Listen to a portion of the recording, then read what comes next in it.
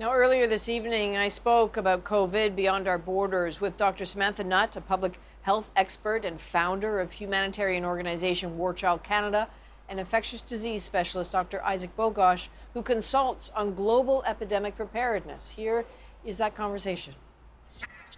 Hi there, Dr. Bogosh, Dr. Nutt. Thank you for making time for us. So, Dr. Bogosh, if we can begin with you, you've been tracking this from the beginning. What part of the world are you most worried about right now?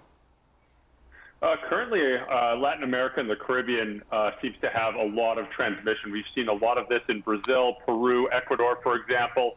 And there are certain parts in Africa as well that seem to be heavily impacted as well, including northern Nigeria and perhaps other places in the continent. So those are the places we're watching closely to see how this infection takes off. And sadly, it looks like it's taking off in many of those regions. So, Dr. Nutt, when you hear that, what do you think about in terms of the coping capacity of some of those regions?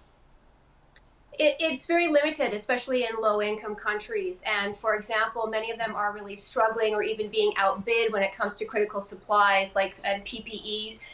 There is very little health infrastructure to begin with, very little capacity.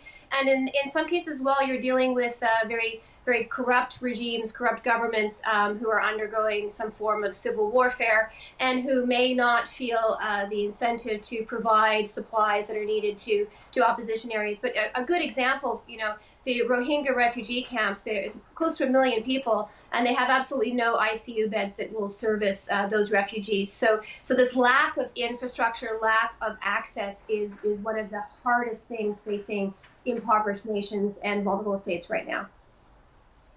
Okay, so if we can look ahead a little bit, Dr. Bogosh, what do you see happening in the rest of the world and in, let's say, the next few months? And not to sound incredibly selfish about it, but how does that threaten the reopening here? Well, unfortunately, I think this is the type of infection where if there's a problem anywhere in the world, there's a problem everywhere in the world. We know people will ultimately be mobile again and will watch travel scale up as borders start to open. And certainly if there is a high burden of infection anywhere, for example, currently there's a lot of focus on Latin America and the Caribbean, for example, Brazil. But if there's a pocket of infection anywhere in the world, we know that this can land on our doorstep here in Canada and reignite another epidemic or another chain of infection. So we have to be very, very careful and mindful about when we start to lift these public health restrictions, how we do it safely, how we monitor people coming into the country, and what mechanisms we have in place here in Canada to ensure that if we do introduce this infection, we can jump on it quickly to prevent further transmission.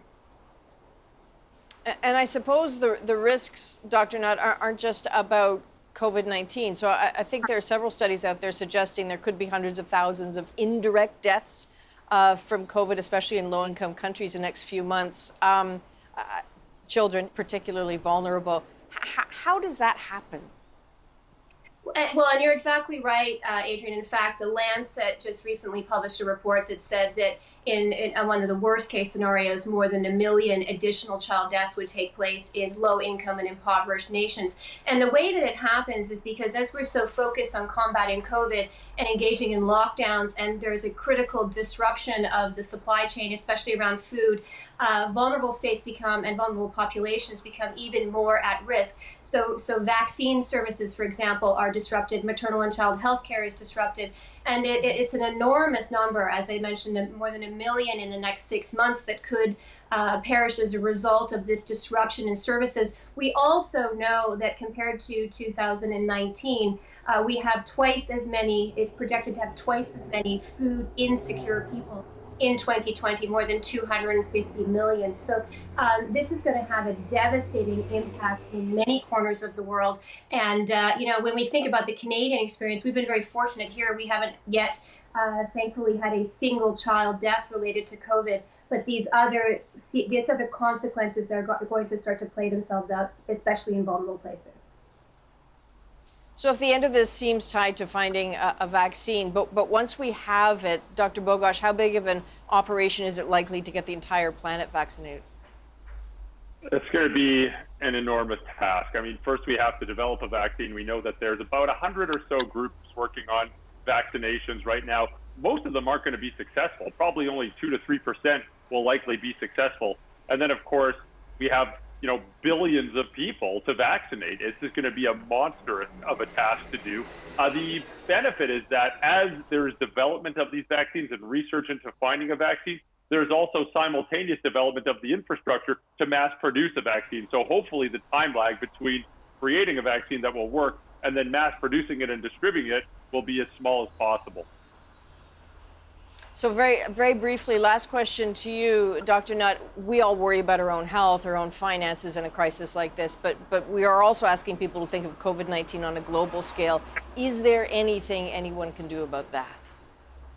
Absolutely. In fact, the UN appeal is for about $7 billion to ensure that low-income nations have the opportunity to respond properly and are equipped to be able to handle this crisis. So far, less than $1 billion has been met through that appeal. So there is a lot that Canada can do, that Canadians can do to contribute to organizations that are on the front lines trying to combat this crisis. And it comes back to what Dr. Bogosh said right at the very beginning. For as long as this virus exists anywhere in the world, we are all at risk, and so it is in all of our best interest to come up with a global strategy and to support that. All right, thank you both very much. Clearly a long road ahead, no matter where you find yourself in the world.